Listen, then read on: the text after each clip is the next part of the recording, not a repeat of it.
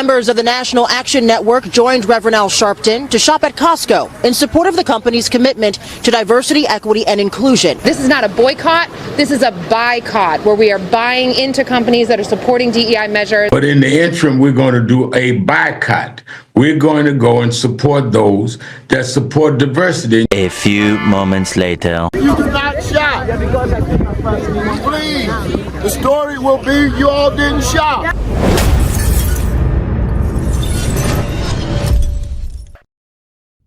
Okay, so today we are talking about DEI and the hilarious thing that happened last week where Reverend Al Sharpton calls for a Buy-Cott, not a boycott, a Buy-Cott. They go to Costco, but unfortunately the people don't buy anything. So that actually happened. But before we get into that, I'm going to give you my opinion on DEI. Now first, DEI as we know it actually occurred during the Obama administration. Here's another YouTuber, Tim Black from Tim Black TV. He found this great clip of back in 2011, Obama talking about DEI. We believe our diversity, our differences, when joined together by a common set of ideals, makes us stronger, makes us more creative, makes us different. From all these different strands, we make something new here in America. And that's why, if we want to keep attracting the best and the brightest from beyond our shores, we're going to have to fix our immigration system, which is broken.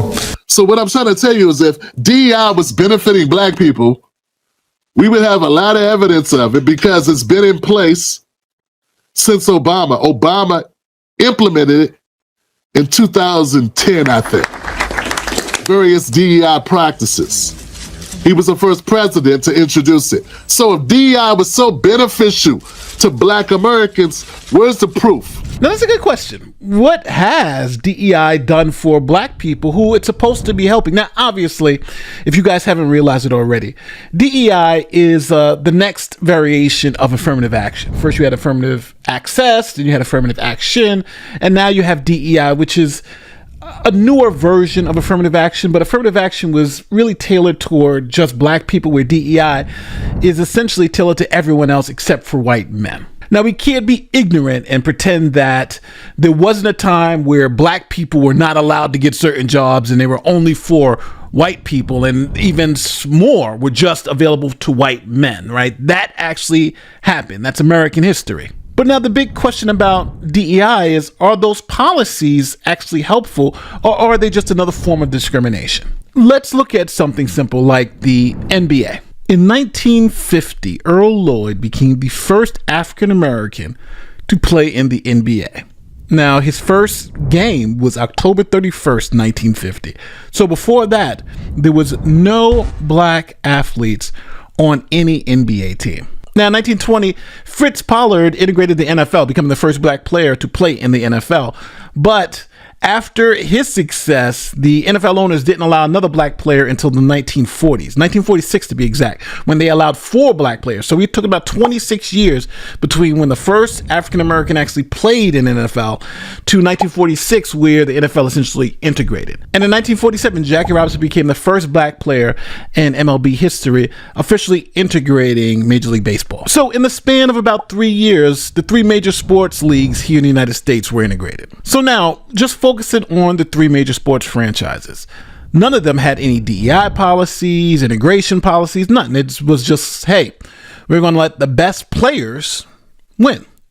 So from 1950 on, essentially, you had integration, and the leagues went from being 99.9% white to overwhelmingly black. For instance, the NBA. Now, today, 70.4% of all NBA players happen to be black. In the NFL, 56% of the players identify as black, while 27% identify as white. Now, when it comes to Major League Baseball, African Americans only represent 6% of the players, where Hispanics jump up to 29% of the player population, and whites are 60% of the player population. Now, as you can see, the major sports leagues all integrated, all started out with zero diversity and now over 70 years have become extremely diverse, where the NBA and NFL are majority African American, while MLB has about 40% non-white, going from 99% all white. And they didn't do this by giving people breaks through DEI or through affirmative action. They just said, we're going to look for the best candidates. And if they happen to be white, they happen to be black, there's no bar on entry. And the best candidates are the ones we see on the field, because sports is all about performance. If you can do it, you will get paid. So we have examples of businesses and industries that have made many black people millionaires, but have not had any real DEI policies, did not go through affirmative action. It was just all about merit. That's all. That's the way you get a job as a starting point guard in the NBA or a starting quarterback in the NFL. Straight up merit. So merit can and has worked in the past to diversify workforce just all on its own without any help. Now, some companies chose to roll back their DEI policies while others chose to keep them in place. And Costco, 98% of their shareholders wanted to keep DEI in place. More than 98% of Costco shareholders rejected a proposal from a conservative group to evaluate and consider pulling back its efforts toward diversity, equity, and inclusion, also known as DEI. It follows Costco's board of directors unanimously voting to urge shareholders to reject the motion. As large companies like Walmart, McDonald's, and Meta have pulled back or eliminated their diversity programs, Costco has pushed forward on DEI. Now, since Costco is keeping DEI policies, Reverend Al Sharpton wanted to stage what's known as a Buy-Cott, as he calls it.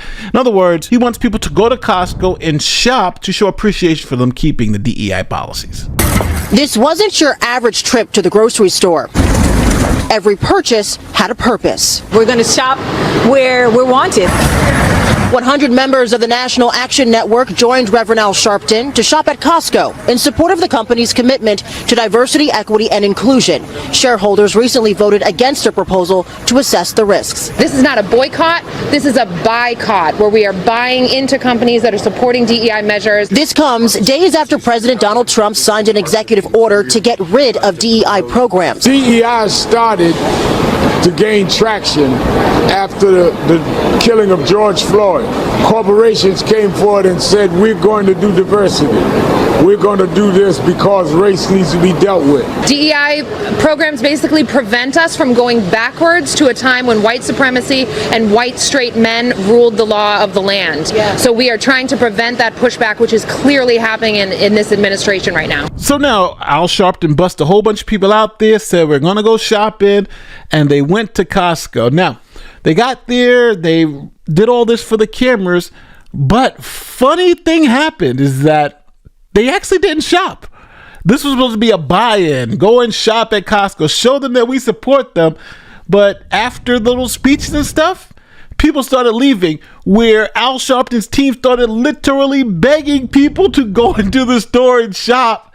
So the story wouldn't be, hey, we brought all these people to shop at Costco and no one shopped. You do not shop. Please. The story will be you all didn't shop. Go back and shop. Pull them Costco cards. Gave out cards. Then you create a check. We do not need you all. We'll see you on the way back. We need you to go in and shop, please. Now, what makes this even worse is that Al Sharpton gave a whole bunch of them $100 gift cards, and they still didn't go shop at Costco. The Reverend Al Sharpton is trying to send a message to businesses. If you don't support DEI, there are a lot of Americans who won't support you. This is what he did today. He bought $125 gift cards and gave them out to people, brought them over here to this East Harlem Costco, and let them shop to send a message that if they support Costco's going to support them. So he gave them $25 gift cards and said, go shop at Costco's. And a lot of them just like, $25 isn't enough. We'll shop some other time. Now, obviously, this is all part of Al Sharpton's grift because, for instance, he accepted $500,000 from Kamala Harris's campaign during an interview. So the National Action Network, his not-for-profit, got $500,000 of donor money from Kamala Harris. And then, where did that money go? Where did some of that money go? Well, New York Post also reports Al Sharpton pocketed nearly $1 million in bonuses from the National Action Network nonprofit, the same nonprofit that Kamala gave $500,000 to. What a coincidence. So tell me in the comment section how you feel about DEI, and if you think I'm wrong. If you say, hey Nate, I believe in DEI, I think it's fundamentally necessary, then we're just going to have to disagree. But I'd love to hear your reasoning in the comment section. And I just want to be very clear. DEI is just a repackaging of affirmative action. It's just another name. Instead of calling it affirmative action, it's now DEI. One of the biggest problems that I always considered with DEI is the fact that people who actually are qualified, who happen to be minorities and who happen to get those jobs, are always tainted by the DEI label. Right? Like, you only got that job because you were black. You only got that job because you had the right skin tone. You didn't get that job because you earned it. And I think that's the real legacy of DEI and affirmative action, is that people don't believe the people in those jobs really earned it. But when you have a pure merit-based system, ain't nobody going to say Michael Jordan didn't earn what he earned. LeBron James is not out there earning it, right? So that, I think, is the issue with DEI. It's the fact of the matter that it propels or perpetuates this fraud that if you put the work into it, you're going to get good results. And it tries to, I think, step over that fact that you still have to be competent. Don't forget, like, share, subscribe, do all that great YouTube stuff. And if you can answer the question from earlier, I had a question really at the beginning about in the past, 13 or 14 years that DEI has been in existence in the federal government and here in the United States. Remember, Obama signed that executive order in 2011. Let me know some good benefits that have happened for black and minority people and women to show me that DEI is that much better, because I don't see it. And I think a lot of these companies don't see it. And again, the United States, it is about color, but the color is about green. It's all about the money. And if it's making money, it makes sense. That's the American way. Don't forget, like, share, subscribe, do all the great YouTube stuff. My name is Nate the Lawyer, and I'm out. Peace.